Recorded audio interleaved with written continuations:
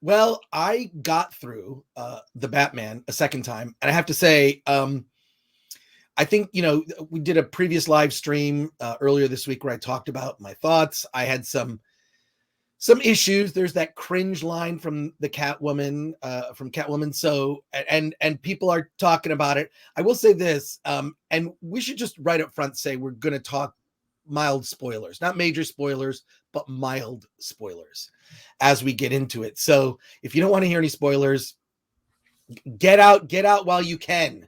Get out. But I will say this. But come back. We got more stuff. Right. Yeah, that's true. But the thing is this, I liked it much better the second time.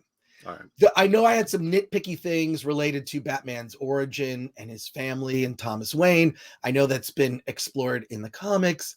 I didn't particularly like it then. It's fine. It doesn't bother me as much now. I still think you could excise that 20 minutes because as soon as they get into this, the Wayne family thing, it's kind of resolved in the next couple scenes. Yeah. Quickly. So it's like, well, then why was this even necessary? Which again extends the length of the film. I think keeping it focused on the Riddler might have been a better choice, but whatever. Anyways, my nitpicks, it didn't bother me as much this time. And I will say this, the cringe Catwoman line, like what was weird is packed house where it's 3:00 in the afternoon in the Dolby Cinema, which is, I think the two best ways to see this movie are definitely IMAX, if you can see it in IMAX, or the Dolby, if you've been in a Dolby Cinema where they have this projection system that like the blacks are just very black. And it's like, it's perfect for this movie, for a movie that's very dark, like the Batman, where Gotham is practically a character, where most of the movie takes place at night. It's great. And the nitpicks didn't my nitpicky things didn't bother me as much. And when that line is spoken, the Catwoman talks about, let's take down these white privileged assholes. Yeah. When she says that line, one person clapped. That was it. It was just like, and then I'm sure they looked around and went like, okay, yeah. And that was it. One person clapped at that line, but then there were, anyways. So I've kind of revised my opinion. I would say I would give it a more favorable review.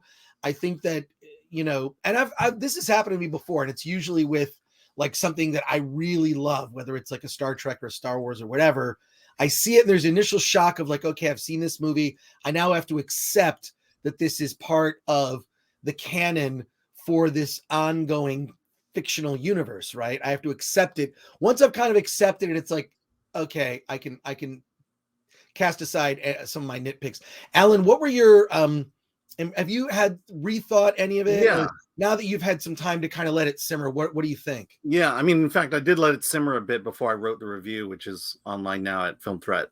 But yeah, one thing, there are a lot of things that have nothing to do with this movie that I had to fight. It's the fact that the internet keeps talking about that one line, and it's like, I still like the movie, but I'm starting to realize that this one line just doesn't ruin it at all. It's like someone, it's when your old dad just says something political and you just kind of brush it off. It's like, okay, thanks, Dad, and then you just move on.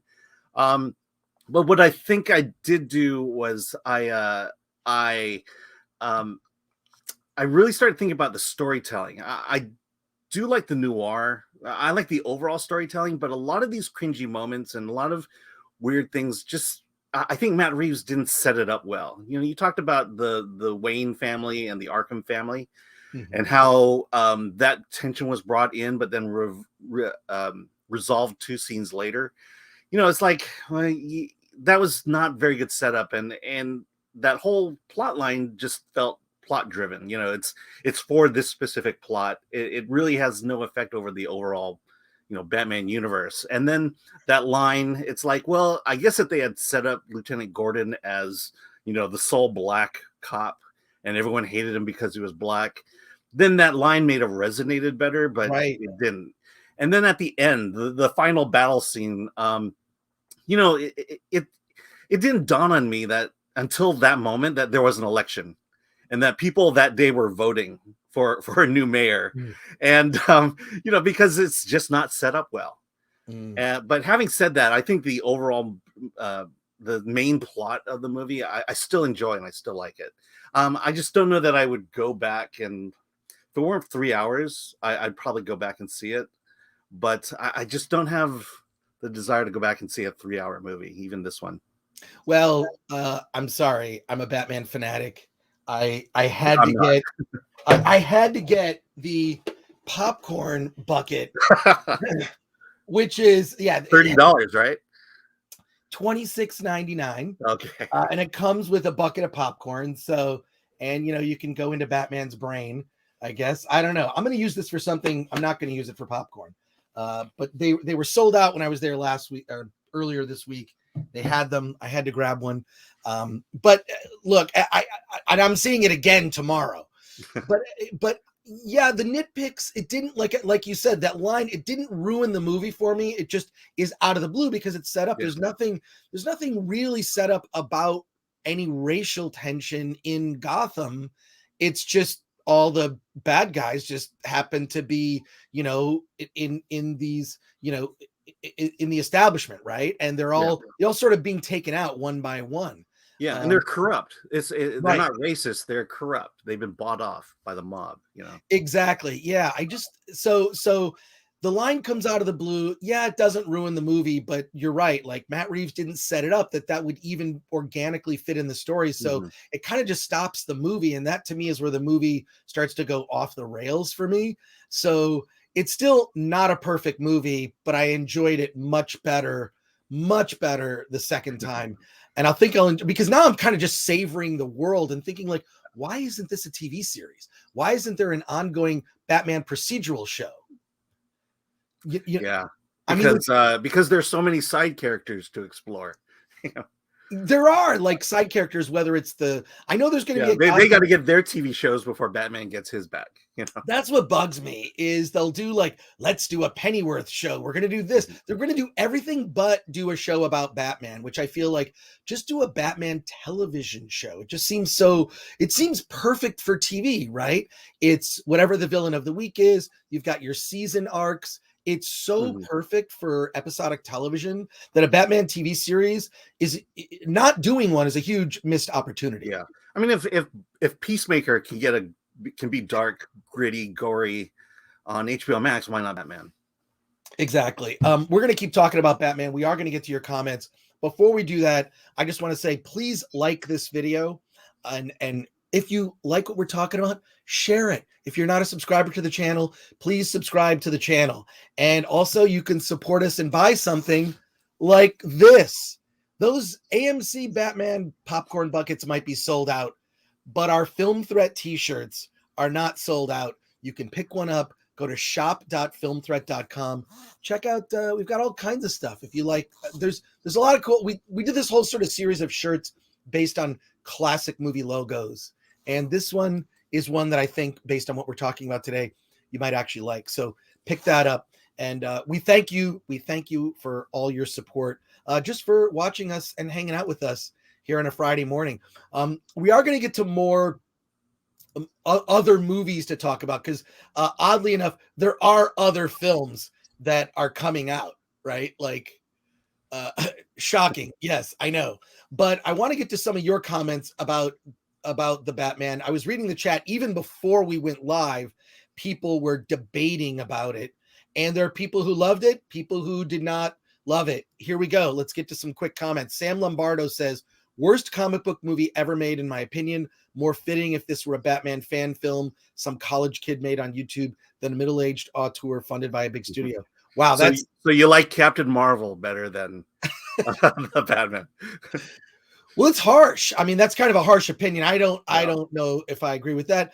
Pancho Bigote, I'm probably saying that wrong. I'm saying all the names wrong, and my apologies. It says movie was great. Catwoman's line is a little woke, but not too cringe to where it ruins the movie. Yeah. Best Batman to date. Yeah, I feel like it's the most accurate Batman to the comic book. Like comics I remember where Batman is the true detective, and it's not necessarily the ending I still have issues with, but it's not filled with all this spectacle, right? It's just solving a crime and catching the bad guys. But there are deeper layers on this that I think we're gonna get into later. Well, I like how, I get the feeling that Superman just wouldn't fit in this world. If you bring in the other Justice League, it would seem out of place as compared to Batman versus Superman and Batfleck.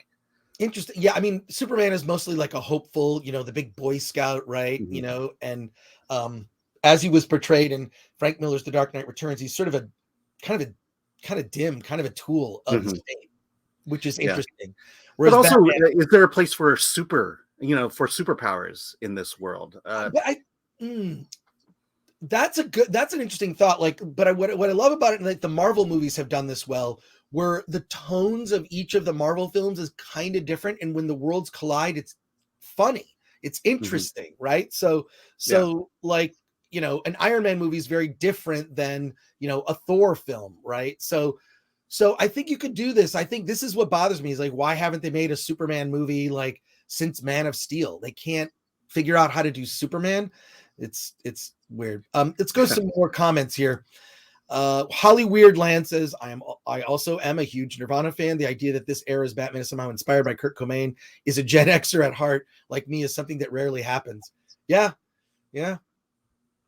That's Gen Xer too, right here. Yep. Mike Tochi says it comes on HBO Max April 18th. I'm waiting till then to watch it. Mike, disagree. I think you should see it in a theater on the big screen. The sweeping sound. I'm sure you're screening, Alan. Mm-hmm. When the Batmobile starts up for the first time. Oh my gosh. all the seats were vibrating. And your seat vibrating? It's great. Yeah. It's great. So, yeah. I mean, you convinced me. I think I will see it in Dolby. I think that's the perfect next way to see it. And let's see, we have Juan Jose Escamilla says the best superhero movie ever. Fletcher Williams is back. He says, hail chat and hail the awesome Chris Gore. Hail chat. And hail to Alan. Hail to Alan. Everybody here. But yeah, so here we go. Oh, we've got a super chat here. Let's get our super chat. And then also I got to say 30-second dance party. Thank you. Wait, now how do I turn this thing off? We've become Twitch. Okay. Matthew Spates, $10 super chat. Thank you so much for that. I'm headed to see it tonight. How would you compare it to Batman Begins? Would this fit in with the Joker movie? Alan, what do you think? It's very different than than Batman Begins. They're apples and oranges in a way. It would fit in with the Joker movie. I mean, it certainly could, but if you've seen the ending, maybe. No, I actually think, well, two things. One, it's very different from Batman Begins. Batman Begins, I think, is hopeful. It's more optimistic. It's also, I think, more accessible to kids. One thing we talked about in our original review, this is an R-rated movie. It is technically PG-13, but I'd say that PG-13 is 100% accurate. I think a kid under the age of 13 will be disturbed. There's an element that a lot of people have compared it to Seven. It's very apt description. This is I would say a soft R-rated, but they're, while some of the gruesome deaths happen off screen, the thought of them or the implications or the reactions to them, kids are going to be thinking about that. And I think it's going to be traumatic for kids, definitely kids under 10. I don't think this is a movie that you could take them to. Now, it's a different situation when you see a movie like this on television, right? Television comes with distraction. You're in your living room, you're eating snacks, you're hanging out. It's the lights are on for the most part. I think maybe you could watch it on television as a kid, but at the theater, I don't know. If my kids were under 13, I would not take them. Alan, on that, what do you think? Yeah. I think, we talked about it last time. I think I'm okay with my daughter seeing it. Definitely not a kid's movie, but I don't think, even the Nolan Batman, I think the Batmans in the past have always been the upper kid range and never really for kids. So, gotcha. But I just don't, I still see it as a PG-13. I don't feel like it's an R in any way, really. Yeah. But it's interesting. I do think the Joker, in terms of that tone would fit into this unit. I mean, if anything, Joker may have been sort of a, not necessarily, but sort of a connective like prequel to this, setting it up. I mean, Thomas Wayne's demise is portrayed differently, but you could connect it, right? So yeah, I think I'm surprised, like there is no Joaquin Phoenix at the end.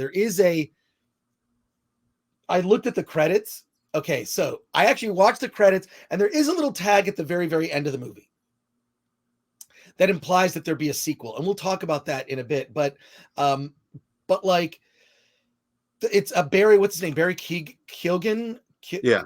I'm going to pronounce his name incorrectly. Keegan, I think. Barry Keoghan. He portrays in the credits in the movie unnamed Arkham prisoner. In fact, that was him. That was him. I took a photo of it because I was like, oh, I want confirmation. So he effectively, and it implies that he's the Joker.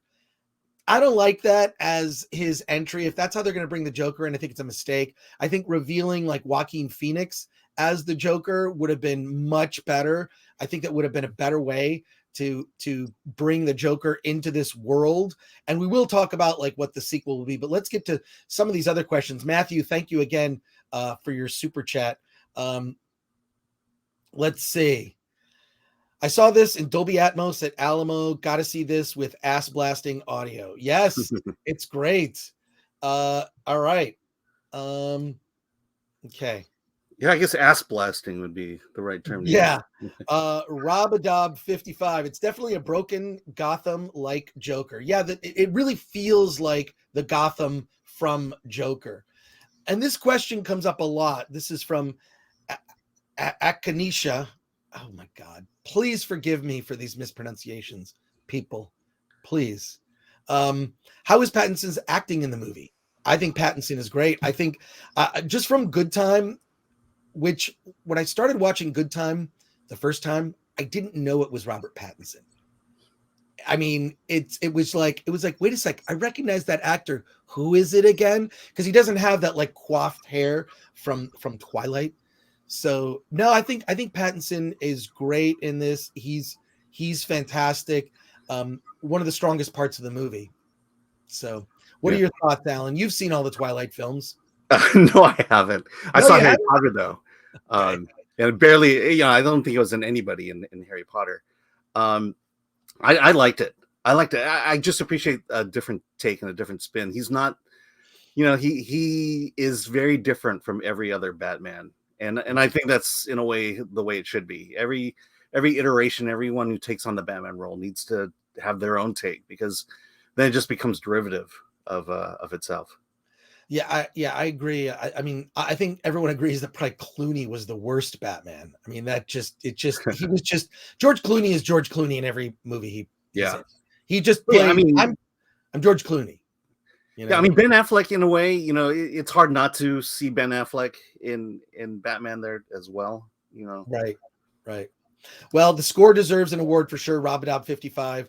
I agree with you. That score, and it's almost like the movie's pretty much wall-to-wall music, and it's so integral to the tone of the film. And Robadob 55 also says Pattinson is so underrated because of Twilight. Yeah. But George Clooney, not I think everyone agrees probably the worst Batman. Yeah, for sure. Back to the score, we don't talk about Michael Giacchino enough. He's along with Hans Zimmer, and it's like he should be up there with like John Williams. He's so good at scoring. Well, we're gonna have some reviews of other films that have opened, but before we do that, I want to talk about what will be in the sequel, the Batman sequel. They've set up the world now. Batman is, and there's sort of an interesting thing that I noticed. There's a guy at the very end who's one of the Riddler's sort of minions and followers, right? Who is unmasked, that also, and I thought I recognized him, and then like, okay, yeah, he's from the funeral scene earlier. And it's Batman kind of realizes that this whole vengeance pathway that he's been on is not necessarily the best pathway in order to get the result he wants out of saving Gotham. It may purge his sort of inner demons, right, and trauma, that sort of taking vengeance on those that are deserving, the criminals of Gotham City, but it's not a way to heal the city. And when he kind of repeats that line, and he recognizes that he's this citizen from the funeral, like it's sort of this realization of I may not be going about this the right way. And I like that. It's interesting to notice things that, like, upon second viewing, of course, a 3-hour movie like this, there's a lot of that, but also like how good even all the supporting characters are. Every role, whether it's like a cop or a person with a background or one line, just amazing, like grizzled, like out of the comics or out of The Godfather or a mafia film, like how good that casting was. But let's talk about the sequel now. You've got the new mayor, Bella Real, right? She's going to be the new mayor. I think they're going to have the November 6 hearings. They're going to have hearings about November 6th, because they did sort of have, I did sort of get J6 vibes out of that ending a little bit. There's sort of a parallel. And I know he wrote it before before COVID. Yeah. Before COVID. And long before. Yeah. And the original script was 260 pages, I'm told. 260 pages. So, that's like a third of a season of a television series, maybe half, depending on the number of episodes. So it's kind of surprising they didn't think to this could be a series on HBO Max, which I still don't know why. But okay, so where do we go? We've got the new mayor in place. You've got Gotham City's. It's going to take a while to clean it up. You're looking like a year to probably clean up the city, to fix where all the flooding is and whatnot. Like, the city is damaged, and then there's Arkham, and maybe someone who's the Joker. Catwoman, I feel like she's going to be back. Yeah.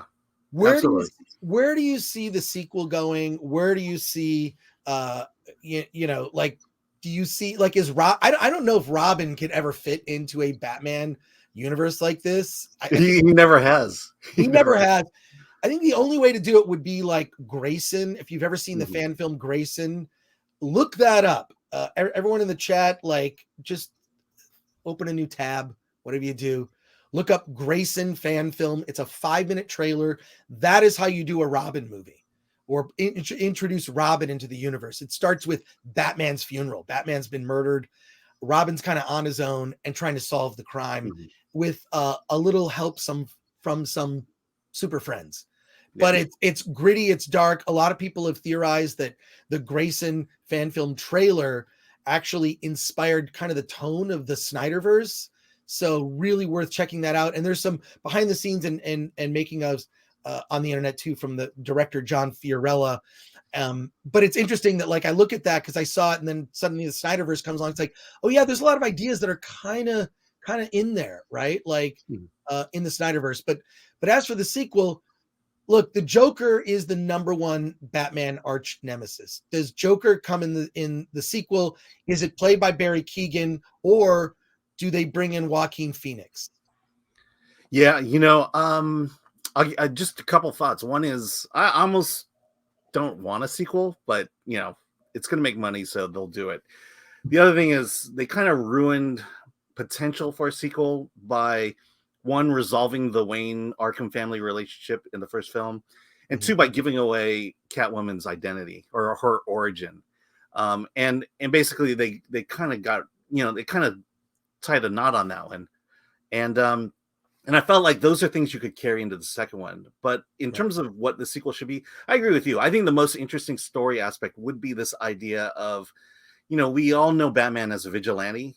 Well, why not explore that, but explore it more in a darker way, that, he's more or less, Batman has started the ball rolling on citizens becoming vigilantes, as witnessed by Riddler's minions.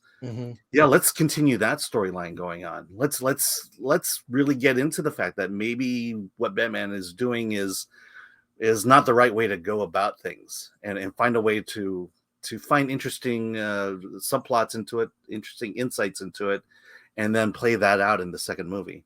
Right. Well, I think they got to bring in someone like the Joker. There are other villains they could bring in real quick. My friend Kevin Rubio throws up a super chat here. Thank you for the super chat. Wait, Absolutely.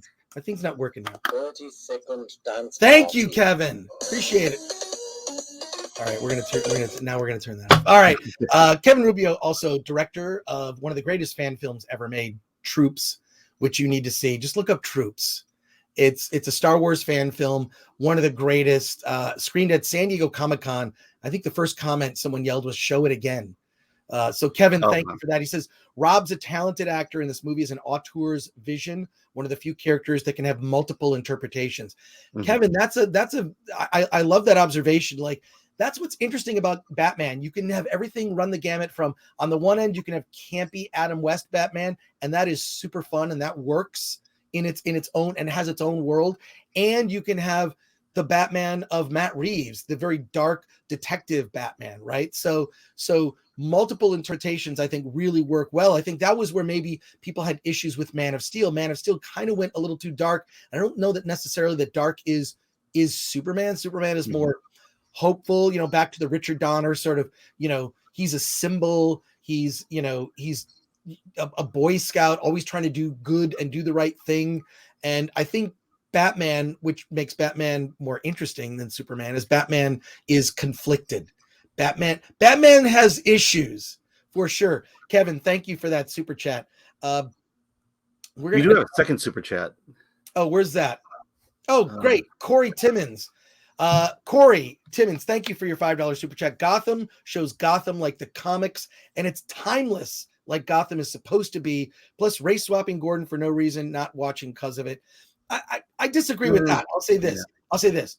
Jeffrey Wright is just a great actor.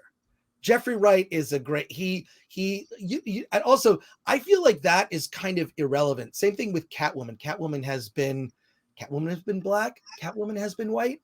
Doesn't matter. It necessarily. So Corey, give it a chance. Give it a chance, Corey. Yeah.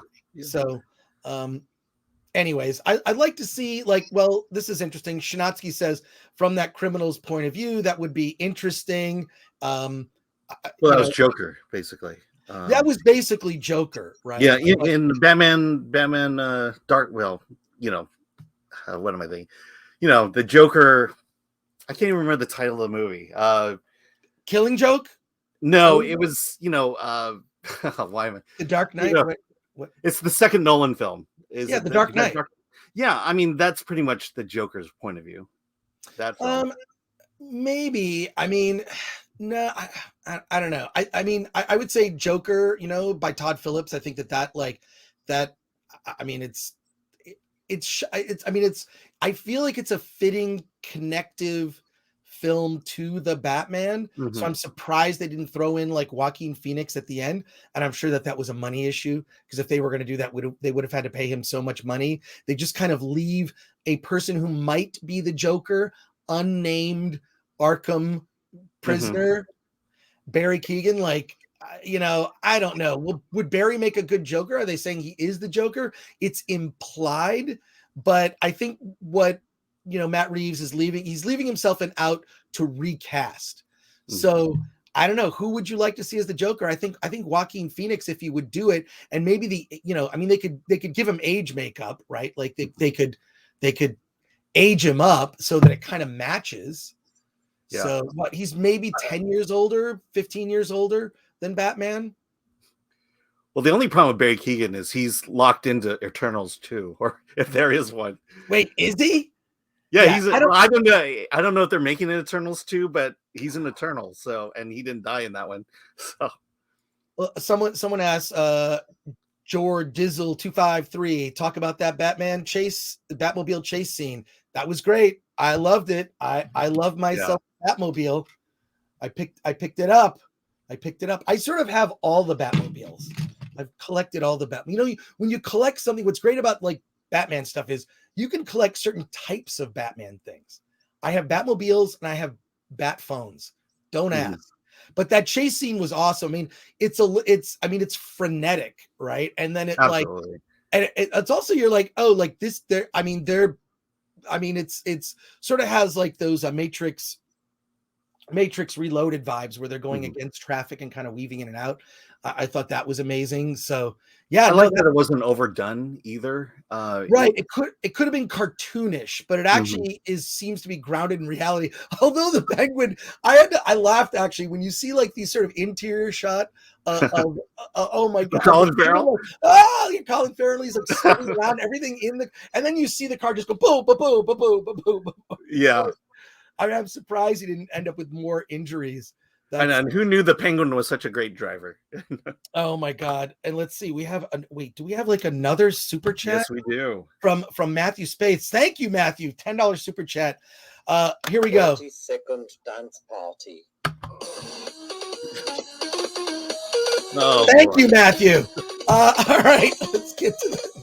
We can't go full 30 seconds. No, you have to encourage super chats, not annoy people with super chats. Matthew says, with Robert Pattinson looking so young, could they pull off Damian Wayne as Robin? Maybe pull in that storyline. I think that would have to be in a third Batman film. I just don't think. I don't know. I think that's a later. I don't know that Robin kind of fits into this take on Batman. The dark. As soon as Batman went dark, Robin doesn't fit that world, right? I mean, Robin was, of course, in Batman Forever and Batman and Robin, but it would just felt cheesy. Yeah. There's got to be a real world way to bring him in. I always felt that like that it was a missed opportunity with The Dark Knight Rises. I kind of thought that, Joseph Gordon-Levitt was going to be, he sort of revealed to be Robin at the end, or his real name is Robin, which I thought was cheap. But he should have. It just was thrown in to do it. It's just a throw in just to do it. And it didn't make sense. What I thought he should have done was they could have done this. This is my take. All right. Bear with me. Now you got to go back to The Dark Knight Rises. There's the team, right? I think it's the Gotham. Is it the Gotham Rogues or Gotham? Anyways, starts with an R, the name of the Gotham football team. And I always thought, well, like, what if Joseph Gordon-Levitt had a brother who was on that team who died when the stadium was destroyed? He has a hoodie because the R of the Gotham, I think it was someone in the chat tell me is that's so long ago. I don't even remember. It's not Raiders. But the R from the logo of the Gotham City football team is the same R as Robin. And is it the Rogues? Okay. I think it may be the Rogues. Anyways, he could have been wearing a hoodie that had the R on it as a tribute to his brother who passed away tragically in the football stadium. And then he's got the hoodie and it would be, Gotham Rogues. Then he could be in effect kind of Robin. And Batman even says to him, hey, if you're going to do this, wear a mask, right? Like he has that line that he says to Joseph Gordon-Levitt, like,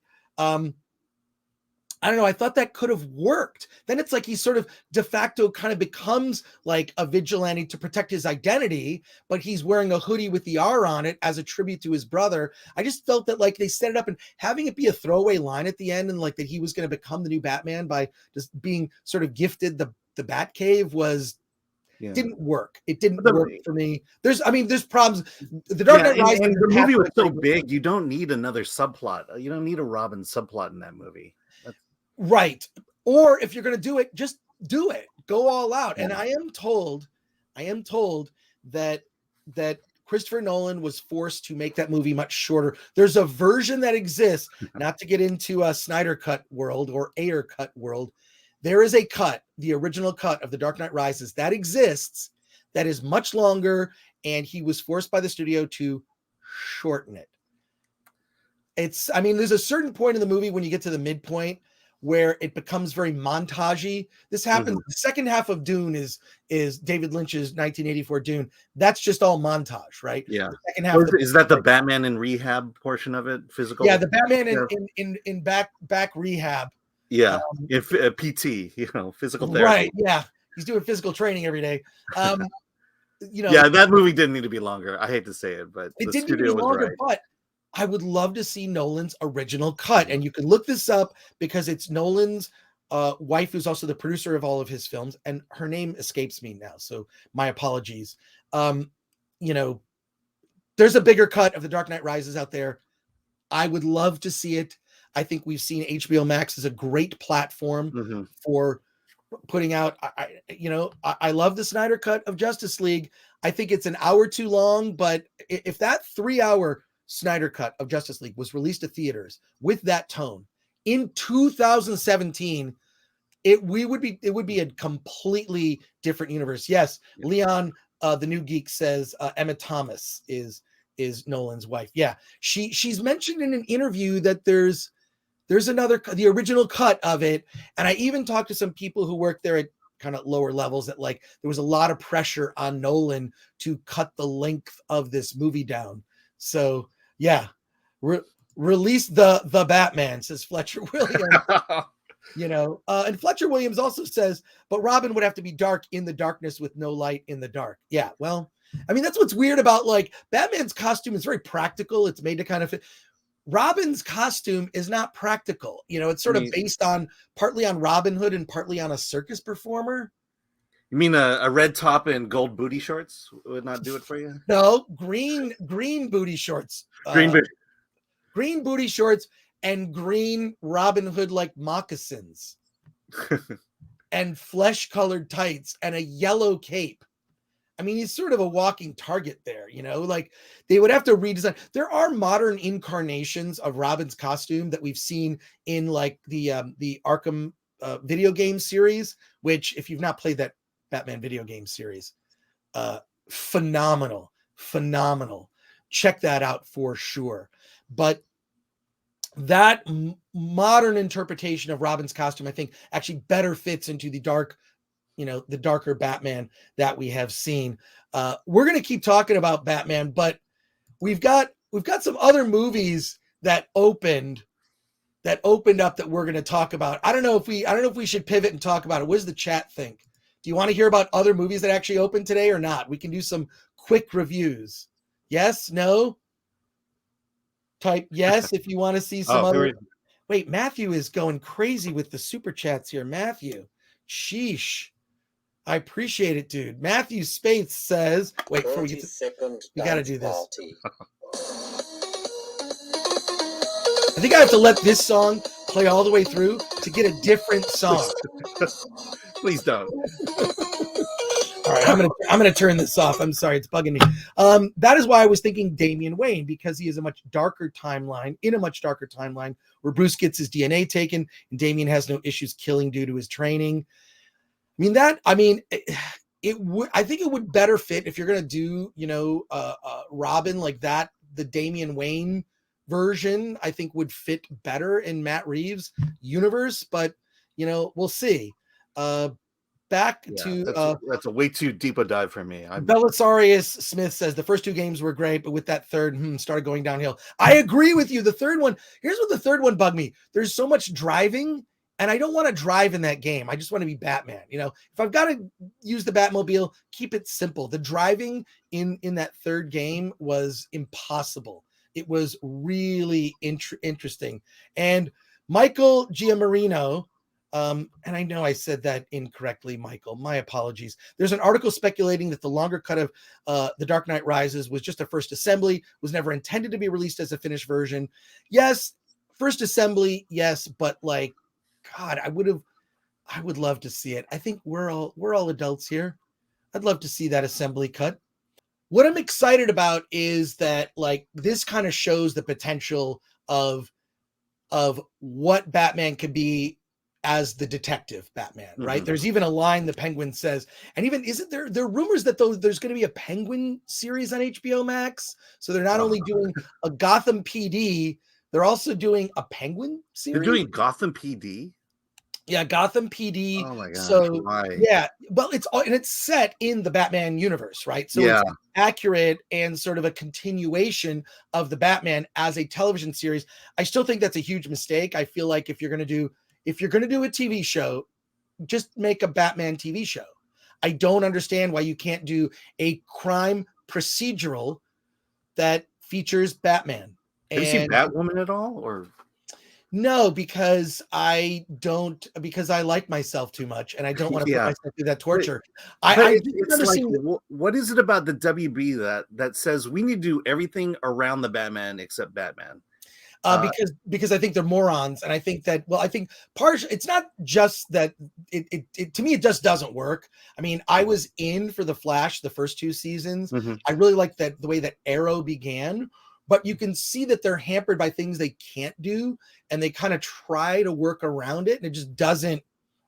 I don't know, it just doesn't work for me. It was like, and I remember being criticized years ago when I gave a negative review to Smallville. I think when it came out in like some boxed Blu-ray set or something, 10 seasons of Clark Kent and not being Superman. I don't want to watch that. Like, now it's different. If you're doing, say, a Superman television series, you could do an episode where you flash back to Clark Kent in high school or whatever, and how he dealt with being, burdened with these powers and figuring them out. That's interesting. But as a flat, not as like 10 seasons of a television series. And this is what I fear is just like, give us what we want. Like, give us a Batman television show with him as a detective. It's a procedural. There's a villain of the week or a problem of the week that has to be solved, and then or the episode, and then some overarching thing that's going on, or it's just an ongoing story where things aren't wrapped up by the end. I mean, just like episodic television is when it's great, it's phenomenal. And HBO Max is like a perfect.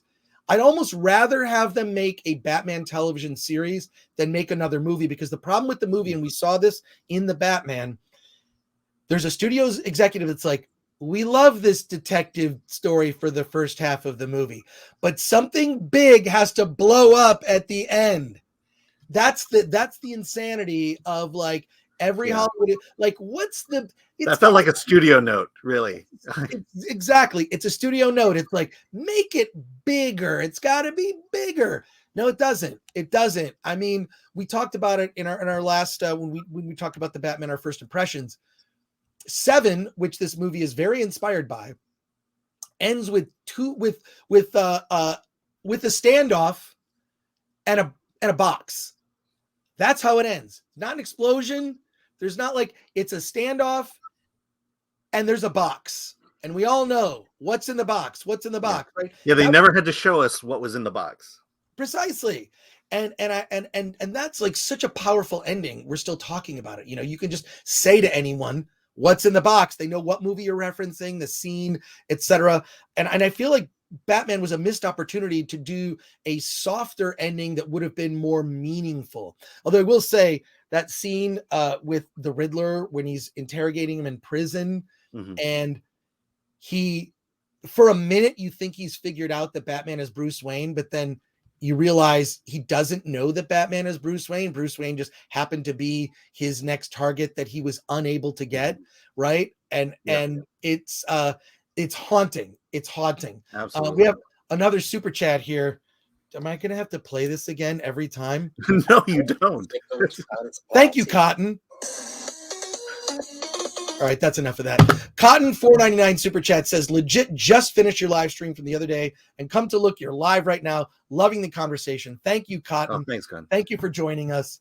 And I think we lost viewers again when I played this. I'm going to, maybe the 30-second dance party. Maybe we need a different sound effect to do that. But no, I think Peacemaker is perfect proof that WB or HBO Max can produce a Batman TV series, dark, and make it a limited one as well.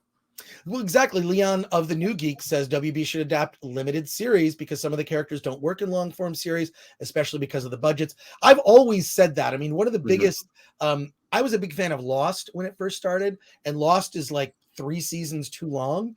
And part of the problem is when you're tasked with, you've got to write to a certain, you got to write where it just keeps going because we don't know how many seasons there are. When a writer knows you're writing to an ending and how long that ending will be, you can build to it, right? And they never were given that opportunity. It was just like, Lost is successful. Keep making more Lost. Well, how are we going to end it? Don't worry about that. Just keep making more of it. And that ended up being its biggest weakness. Yeah. Well, there was a point where the producers had to negotiate with ABC to end the series. And I think they did that in the last 2 seasons. That was the intention that ended at that moment. Yeah, I just think that it's better when, like, hey, we're doing, and I do like this sort of shorter seasons, like, 10 episodes. I think is better when you start to get to like 23 plus episodes. Yeah. Then there's always like these wasteful episodes, or you could say like, well, we're saving the budget for this episode so we can have a bottle episode where we just don't go anywhere and we're trapped in a room. A clip episode. Although that can turn out really well, like with Breaking Bad, the episode with the fly, where they're kind of obsessed with, I don't know. And Cotton says, should have ended the fourth season, but I like time traveling in season 5, referencing, of course, Lost. Yes. Yeah, I just hated the last episode. That was it. Yeah, Bob Garland says, I'd have liked a scene like they did in Batman Hush, where Gordon and Catwoman have to stop him from murdering the Joker with the Riddler in that Joker spot. Mm-hmm. That would have been interesting. There's a lot of places that this can go now, which I'm excited about, but I do think there's a missed opportunity with making a Batman television series. I've even said, like, I think it would be interesting as an experiment, right? I mean, the last couple of years we've had like things go to streaming that would have been in theaters. HBO Max's big experiment, which kind of, didn't help movie theaters. But it was great if you were an HBO Max subscriber and you cared about the movies that were being released. But I'd like to see something where almost like there's a tie-in with a television series, and then in order to see the season finale, you actually have to go to the movie theater.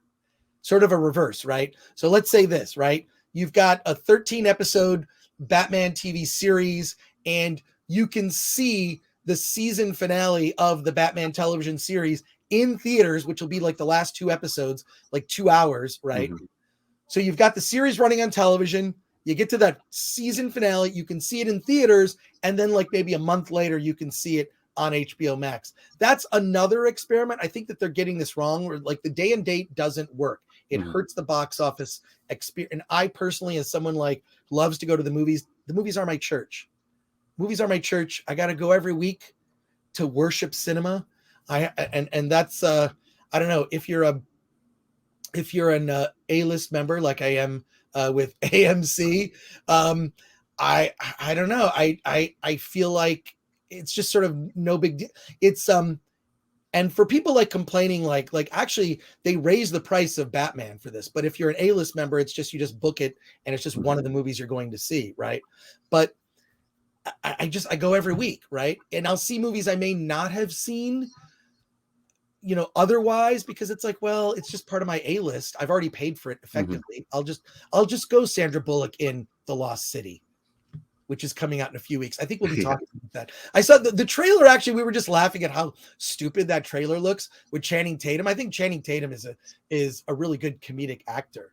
But yeah, Cotton goes on to say Batman is definitely perfect for HBO Max. Can be darker and grittier on a per episode basis when needed for the writing. Live action Batman animated series.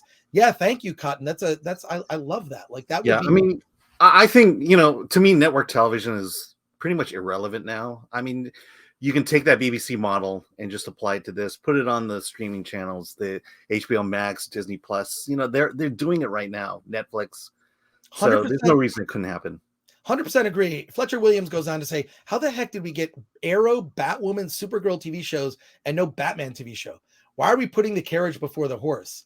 Yeah, it is sort of weird, right? Like Batman is so made for a television series. A Batman television series on HBO Max in the tone of what Matt Reeves kind of like set the template. He kind of made like, this is how this universe functions, right? This is what it looks like. This is the design of it. Everything is real world. Even like, I love the idea of Batman having a functional batarang. Literally the emblem on his chest is a batarang and or a pocket knife or whatever, like that just sort of clips back into place. Like I love that. I love that concept. And Leon of the New Geeks says Batman with a Game of Thrones budget, maybe even True Detective style. Oh yeah. Yes. Okay. True Detective, at least the first season of True Detective, phenomenal. That first season is probably one of the greatest seasons of television ever. the first season. The second season, a little mixed on. But yeah, like if they did Batman on that kind of scale, and also that means you don't have to have your Hollywood spectacle. Some of the greatest moments in cinema and television are not when things blow up. I feel like that's lazy Hollywood thinking, is to just the go-to, just like, well, we're going to have something blow up at the end. Lazy. Yeah. The other thing is, if they can get Oscar Isaac to be Moon Knight for a series, you can get Robert Pattinson to be Batman in a series. Yeah, I think like more and more bigger actors, celebrities have done television. It would not be unprecedented. There's a way to do it, even if it's like a scheduling thing. I mean, you could have him shoot most of his scenes for like 2-3 episodes and have a lot of drama, surrounding Batman. I just think it's a huge missed opportunity to not seriously consider, even if they recast and they just do it and it's kind of, like they're the movies and it's fine. I mean, how many Batman do we have at the same time now, right? There's that trailer that they showed from DC, which is you've got Robert Pattinson Batman, Ben Affleck Batman, and Michael Keaton Batman are all going to exist in the same year, right? In the same year. I waited forever for the 89 Batman to come out. I mean, I remember reading, this is terrible, this is going to date me, but I remember reading in like the late 70s, early 80s, that Michael Yousslin, the producer, which you should look up his book. Michael Yousslin wrote a book called The Boy Who Loved Batman, and it's about his life story, how he became a Batman fan, bought the rights to Batman from DC in the 70s when nobody cared. That's when people thought Batman was kind of a joke, and he aspired to make a serious, darker vision of Batman, and nobody had faith in that concept until Frank Miller released the Dark Knight Returns comic book in the mid 80s, and then that inspired the Tim Burton Batman of 89. So that was a long journey. You should look up you should look up this book, The Boy Who Loved Batman by Michael Yousslin. And if you look up every Batman movie, producer Michael Yousslin at the end of the movie, and literally it's because they have to get the rights from him. Talk about that's like investing in a stock. That's like buying, Bitcoin when it was, 1 penny, right? Like that's crazy. But T South says, don't date yourself, Chris. I'd buy you a steak. I appreciate that. Yes. It's Michael Yousslin, actually, but that's okay. Yousslin is a diehard Batman producer. And Matthew Spates with another $10 super chat. My God, Matthew. 32nd dance party. Thank you, Matthew. All right, I can't stand that. We got to get a soundboard or something, Alan. We got to look into that. But Matthew Spates says, I figure this is back pay owed for all the fun videos you were in. What was your opinion on Alfred and the Batman? I haven't heard you mention it. Not enough of him. I thought he was great. I thought Andy Serkis was amazing. Yeah. What do you think, Alan? Not enough of him. But I say that thinking, well, what could they done more with him? I mean, but yeah, I liked it. I'm just having a problem with the whole exposition scene in the hospital, that it just felt lazy at that point. Yeah, We've talked about that. We do have a super chat that came in while Wes was chatting, and don't worry, I will not forget those. I will not forget those. Robin5 says, that was awesome. Yeah, so what we're trying to do with our Friday live streams is do kind of a variety. So what we'll do is we'll talk about whatever the big movie opening that day is, and then we'll talk about some of the smaller indie movies, like or movies in limited release, let's say, like Mother Schmuckers or A Day to Die, like all that, like and then we'll bring on filmmakers. We want to bring on filmmakers because we want to give you the opportunity to chat with filmmakers and ask them your questions. And we've had some really good guests. And what's interesting is, especially at the independent level, how open people are to helping other people out, like with advice. So if you have really specific questions, we've had filmmakers like give out their email addresses for like how to contact them, or like give really specific advice on the industry. So this is your way to have access to people in the industry. So our Friday live stream, movie reviews, filmmaker interviews, and chat with you. That's what we're doing going forward, and I hope that you like it. So thanks a lot. Someone says, thank God for Film Threat, because movies like that would be lost in the shuffle. They do. I mean, this is kind of my issue, and this is why Film Threat exists, is a movie like The Batman, which is a big movie, and we're going to keep talking about it, but they take the oxygen out of the room. There are other movies that are out there. And for me, like, I pretty much watch at least one movie a day. I know that seems weird, but yeah, I watch like a movie a day. Sometimes I'll watch, if I can get like a bunch of 90-minute movies, I could watch 5 movies in a day. Yeah, it's kind of crazy. So, and thank you, T-South Film Threat, doing important work, gents. Yes, be a part of what we're trying to do, is build up a community, because I believe that, part of also our is to kind of push back against these big Hollywood blockbusters and let people know that there are other choices out there. Yeah, I'm going to see the big Batman movie. I will see the new Jurassic Park. I'm excited about that one, mainly because, like, hey, they reunited the trio from the original Jurassic Park. Who'd have thunk that would be such a good idea? I wonder if there's some other franchises maybe they should have done that for. But no. Yeah, I was talking with Joanne Isabel from God of Dreams, and we were just talking about how I don't think independent filmmakers really rely on the big studios to A, fund their movies, and B, tell their stories. Right. They're gonna have all these requirements behind your story, and we need to continue to support independent film, because that's the only way we're gonna let artists be artists and tell what they want to tell in their movies and films. Well, I think it's important to have and thank you, Leon of the New Geeks. You knew I was referencing Star Wars without saying those words, but thank you for that. But no, it's to me, you have to have a balanced media diet. If you only exist to watch Star Wars stuff or spectacle Hollywood stuff, I believe that can end up being a hollow existence, because for the most part, most of it is garbage.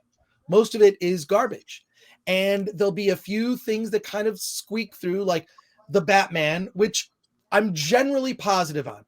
I have nitpicks about the Batman, which I spoke about previously, but for the most part, and I'm going to see the Batman again, but for the most part, I really think that it's important to have a balanced diet where you're watching an indie film here, something kind of small, and then whatever the big movie that's opening, you got to go see it. You got to check it out. So of course people know I'm cough, Star Wars cough. His lag bait. Yeah, we made it an hour 20 minutes to take it to Star Wars. Exactly. Cotton getting back here. Let's get Cotton. I'm gonna do it. 30-second dance party. All right. We can't keep doing that every time. Cotton for $9.99 super chat says, more of Bruce Alfred relationship, showing that side of Bruce. If he's going to be Batman in and out of the suit, at least give us that version of Bruce with Alfred. How long it was they could have.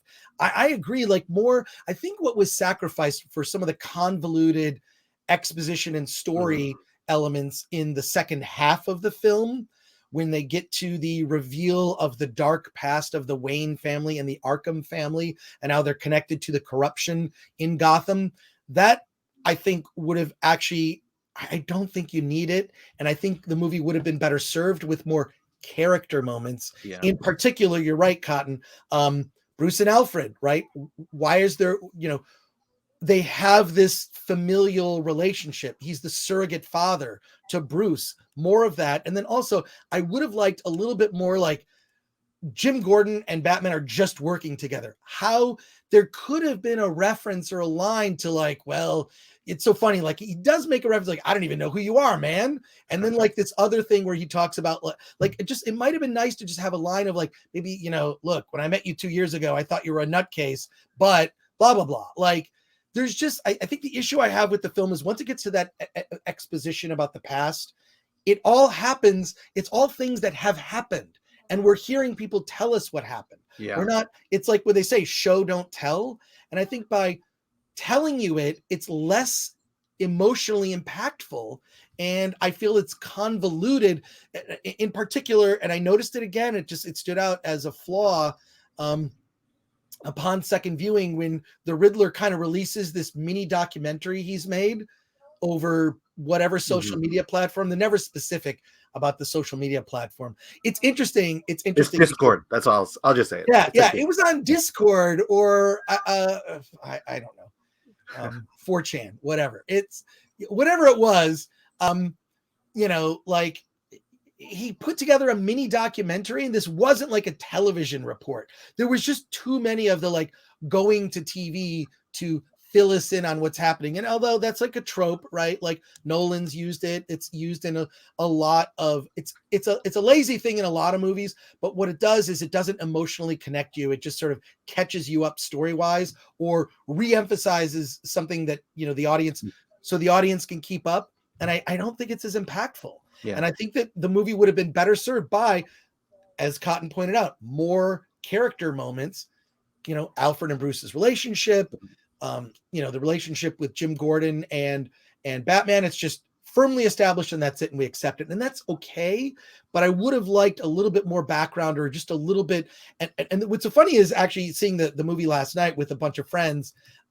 What stood out also was the movie. There's funny moments. There are funny. There's not like winky humor with one-liners and sort of cheeky humor. It's no situational that's ridiculous. So well, you just talked about one of the funny moments. It was the Riddler's video and his Discord server. I mean, right. Or just like I loved reading actually the comments. Like now that I could I'm just paying attention to like reading like the comments that are on the side during that. It's so funny. Leon of the New Geek says, I thought Gordon would have been his Watson to Batman's Holmes. Guess not. Yeah, like Gordon could have contributed more. They could have been more of a team. I think Gordon was just sort of, you know, saying, Batman, I don't know, can you do my job for me?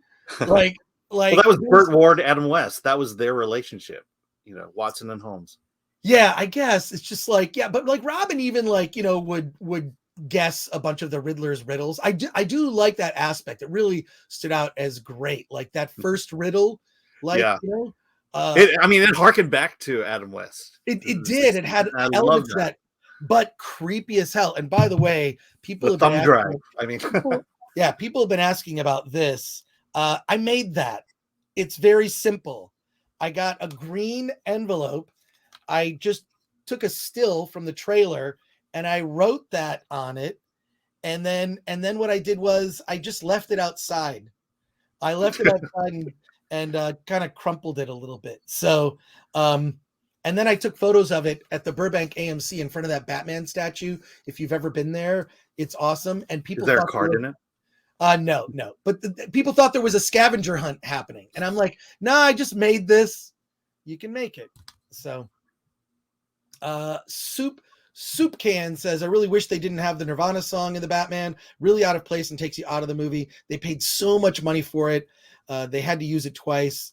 It didn't bother me. It didn't bother me. It felt like, I mean, that's sort of a trope now. And like in trailers, you know, I mean, it's, you know, to take like a classic song and sort of do you know, an acoustic version. I mean, this is the version of that song. So they didn't do that, but it fit for the trailer for the movie. It didn't bother me that much, but I can see how it would take you out. There were a couple things that took me out of the movie, in particular, you know, that Catwoman line, but it didn't bug me as much the second time. It just like, it wasn't set up so that it didn't feel right to the universe. Alan, you have thoughts on that? Well, and you knew it was coming, you know, the second time, I should say. Yeah. But yeah, you know, I wasn't bothered at all by the Nirvana song. I think I stated in the review, I think Matt Reeves told a good broad story, but the subplots and some of the minor elements, I think he didn't develop it well. And, you know, I think that's indicative of the comments we're getting here. Tease House 2 on the nose. And then Bill 4393, I guess Bill 4392 was taken. And that's why Bill 4393 probably means something to Bill. I just want to say, Bill, and wasn't this guy in Midnight's Edge recently? Yes, I was. I do other shows. I have been on Film Courage, which if you look up my name, Chris Gore, and you look up Film Courage, I do videos for them. I am a recurring guest on Midnight's Edge, and on occasion, every once in a while, I'll be on Friday Night Tights. So, Bill, I'm just confirming it. Bill. And yes, Midnight's Edge, another great it's a great show that is like, I mean, they get good guests. They take an in-depth look and there you go. But what's going to be in this Batman sequel? I would, rather than a sequel, I'd rather see a TV series. Mm-hmm. I'm just going to be on. I really think that I'd rather see a Batman television series. In the chat, and let me know what you would think. But like, there is in terms of villains, Batman probably has, when you look at, like, say, for example, Wonder Woman, Superman. I mean, Superman has Lex Luthor. That's cool. But when are we ever going to get Mr. Mxyzptlk in a Superman? Also, that's a DCEU movie. Right. How do you pronounce Mxyzptlk? I always was like, it's Mxyzptlk. And then how do you pronounce it backwards? Yeah. So, comment here, Rabadob55 says, my biggest complaint is how the F did they get Batman all the way to the police station unconscious and no one thought to take off his mask? Yeah. And then they made a big deal in the cell about his mask. Yeah, I mean, that's one of those like movie things where it's just sort of, it's a suspension of disbelief. It's like, all right, well, they got him to the thing and there you go. So yeah, but I thought the exact same thing. It's like, how is it, someone there has to be smart enough to think of doing that. And right. Leon of the New Geeks, and thank you. You had so many great comments, Leon. Film courage is why I'm here. What you said about Hollyweird and the franchise botches, chef's kiss. Well, thank you, Leon. I feel what's weird is ever since I started doing those film courage videos, I can't tell you how many people quietly in the industry reach out to me and have said, love what you're saying. I love what you're saying. Thank you for saying that out loud. There's a lot of people who feel that Hollywood has gone the wrong direction, and people are afraid to point that out. Mm-hmm. And so I guess sort of even from the beginning, early stages of Film Threat, will call out bullshit in the industry, and then also champion indie films as a way to go, hey, you don't have to just watch the Hollywood big budget movies. There's this other kind of film out there. There is world cinema. There's Asian cinema. There's all sorts of different, you have different choices, right? If you're just going down one aisle of the supermarket, you're going to get bored of that food. You got to go down some different aisles. And I've always said that. So, yeah, a lot of people quietly, I'd love to be able to say the names. I just don't know that like they would want themselves outed. Mm-hmm. But what can you say? Thank you. And then Bill 4393 is back with another comment. Isn't there rumors of a live action Batman TV series? Yeah, it's a Gotham City PD, and there's also a Penguin television series in development. I don't know if that's with Colin Farrell. Let's hope so. I think they really built this world amazing. And I got vibes of like Tony Soprano in there a little bit, which I thought was well, I was thinking Robert Duvall. Yeah. Oh, wait. Leon of the New Geek says, I clipped that Film Courage vid and tag unit on Twitter and people loved it. It needed to be said. What they did to Star Wars and Zack Snyder's Justice League was terrible. Oh, thanks. Did you tag me? I didn't see it. Also, by the way, I hate Twitter. I like Twitter.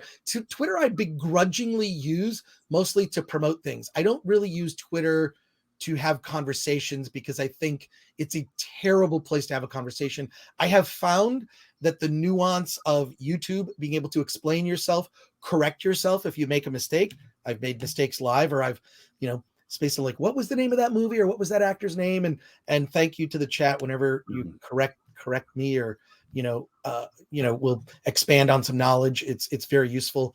I really like YouTube as a platform to have a conversation we're all having together. So I appreciate that.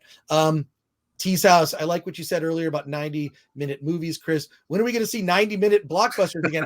Or 90-minute comedies? It really is like a choice, right? Like, okay, yesterday when I saw The Batman, I saw the 3 p.m. show, right? Because specifically I wanted a time, like I knew that there would be 20 minutes of trailers and we were going to watch it till the end. So we didn't get out of there. It's almost 6:30 and it's like, okay, now it's time for dinner. But literally if you go in at 7, you get out, you're getting out at 10:30.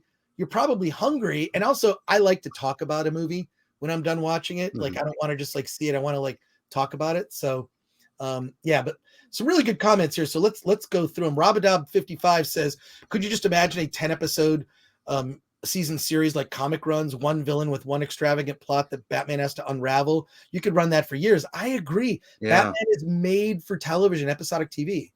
And they're doing it now with other characters. You could do it with Batman. Yeah. Wouldn't mind a Batman series on TV if it was done by someone like Aaron at Bat in the Sun. Oh, yes. Aaron at Bat in the Sun. If you have not seen those Bat in the Sun videos, just look up Bat in the Sun on YouTube. He does these, God, calling them fan films is almost like they're beyond fan films. I mean, Aaron is a professional filmmaker, and what they've been able to do, on a small budget is, I mean, they should hire him, right? Like he could be one of the directors and be involved in the production. I don't know why that hasn't been thought about. And Leon, love talking about movies. Yeah, we do as well. That's kind of why we're all here. So yeah. No, wait. And then Soup Can says, I thought that emblem on a Batman's chest was a detachable batarang. I'm disappointed that it didn't get put to use. Actually, that's not true. It did. It's real quick. You might have if you went to the bathroom at the wrong spot, you would have missed it. Yeah. And because this is going to be a weird story, but I only have one kidney. I was born that way. It's very rare. It gives me the mutant superpower to urinate 3 times more than the average person. I have to plan, especially when it's a long movie. I have to plan when I'm drinking, when I'm going to all right, I'm going to the bathroom. I know I'm seeing this movie multiple times. I'm going to go to the bathroom at this point. So I know I'm going to miss this, but the next time I see it, I'll go to the bathroom at a different place. But a 3-hour movie, I'm going to go to the bathroom at least once. Bill 4393 says, by the way, Chris, did you ever see the Birds of Prey TV series? Because Batman briefly appeared in that. I never saw that. But Bat in the Sun from Leonardo the New Geek says, Bat in the Sun, they first broke onto the scene on OG YouTube with Batman versus Predator. Check it out. That Batman versus Predator thing is insane. That I really think that inspired also Zack Snyder as well, the portrayal of Batman in that. So, and Cotton says, FNT, yeah, I'll be watching FNT. I'll be saying hi to some people there. Friday Night Tights is sort of the Justice League or the Avengers, if you will, of nerds, and I'm kind of a side character. Every once in a while I'll pop on there. So there you go. Yes, I've met Aaron as well. Lagbait says Aaron is a cool guy. He likes to hang out with the fans and talk comics and upcoming projects. Yeah, super cool. I've met him before and chatted with him. Super talented. I just don't. Why is he not working professionally? I don't know. It really bothers me in this sense that when a franchise has people behind it that are super fans, and then you also can spot when they're not. They have a misunderstanding of the material, and I would say that is that's Star Wars. Star Wars, I believe, has been mishandled as a just as a fan of Star Wars. You look at the way that franchise was handled. The sequels are a disaster. Cotton says, love the Lord of the Rings special episode you did with Nerdrotic Man. That's what turned me onto your channel. Did I do? No, wait, I don't think. No, it's Film Courage. Well, I mean, I know you did it with Film Courage. Film Courage, and then we talked about it. No, I didn't. I haven't done that with. I mean, Gary knows way more about Lord of the Rings. Lord of the Rings, I am a normie. I am a fan of the movies, and I've never read the books. So Lord of the Rings, don't consider myself an expert. But a fan of those movies because they're very good movies, great storytelling. And I'm told, still not 100% accurate to Tolkien's material, but what are you going to do? It's 3-hour movies. It's epic. It's also a Lord of the Rings, the original Peter Jackson series, not The Hobbit. But that series, we don't talk about it all that much because it's great. There's not much to complain about or re-examine. And that Batman Alien Predator is called Dead End. Batman Dead End. Yeah, phenomenal. So yeah, thank you for all the love in the chat. I really do appreciate it. I think we're going to pivot for a second because we got to wrap this up by 11. Wait, did we get another super chat in here? We just did. Okay, let's go. Mark Savonen, hi from Finland for a 5 of something from Finland. I don't know what that is, but thank you for that, Mark Savonen. Hi from Finland. One problem in big movies today is that many are made for children. or their children. Yes, I agree. And I'll say this. The Batman is not for kids. And that's I think like the thing you can say that I'll heap high praise on it. This is not for children at all. Definitely not for kids. You know, and that's good. I really want to see more adult filmmaking. I feel like you see it more in the realm of indie film. Most independent films are targeting adults, adult minded. And so, yeah. I thank you for that, Mark. Yeah. Like most of the blockbusters, they dumb them down, and there are certain aspects, and maybe it's the aspect of like the television constantly, you know, revealing exposition, you know, that can be a bit irritating, but, you know, that's a studio note. You can kind of tell when it's a studio note. Real quick, did you see the Batman 1945 fan re-edit of Batman 89? I did not. Paranormal Adventures, but I would love to see that. I'm trying to wrap my head around that one. Have you seen this? I'm going to put myself full screen for a second, Alan, to show off this book. This is from Giant Panda King. It's a hardcover book that details, it's an unauthorized, detailed account of Gotham from 1919 to 1939. It's put out by an Australian filmmaker who put together like a book of photos. It's like a Prohibition era Batman set in the 20s and 30s that is phenomenal. And when you look at the photos in this book, I mean, it's insane, the detail that you'll see in this, and how he hired actors, did photo shoots, and put together like some insanely cool, like it just like he built out the world of Gotham as if it really existed. And this is kind of a tribute to all of that. It's and thank you for Scott Slaughterback says it's Euro. You know, like it's an interpretation of it from that era, like Harvey Dent, like so like incredible, like, you know, Lucius Fox, like bringing like the world of Batman into a realistic 1930s, like 1920s, 1930s. It's so layered, so detailed. I mean, like, you know, just I cannot recommend this book enough. Just look up Giant Panda King. The other thing is, this is highly illegal. Like this book is not, there's no like licensing or copyright, but my feeling is that like Matt Reeves must have been aware of this at least, because this book has been around for a while, but he did a low run. Only a couple thousand copies of this exist. And this book is not cheap. I think it's like $80 and it ships from Australia. So just cannot recommend it enough. It's a gruesome book. It's a great coffee table thing. So pick that up.